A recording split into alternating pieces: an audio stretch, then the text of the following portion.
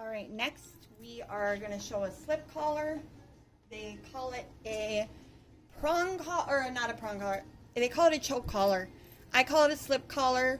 Used correctly, they are good tools. Used inappropriately, they are very harmful. So, you will just make sure that you have the correct size, and you'll just slip it over your dog's head. If your dog's not used to it, then you will use your high value treats, and just so then they have a positive association.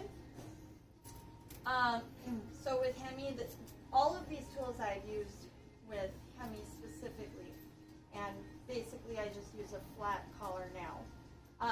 But this is the slip collar, that's what I call it, because different dogs require different tools, but again, the least minimally aversive method, and then going up from there depending on what the dog needs.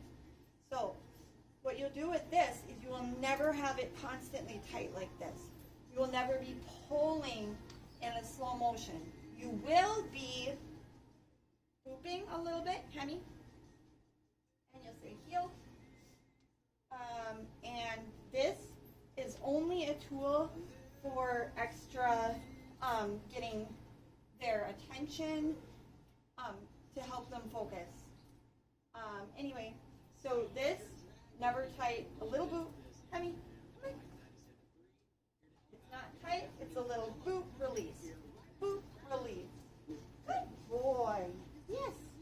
Now if he were pulling on this, pulling away from me, I will eventually have an untrained dog who is doing that so I can demonstrate it properly.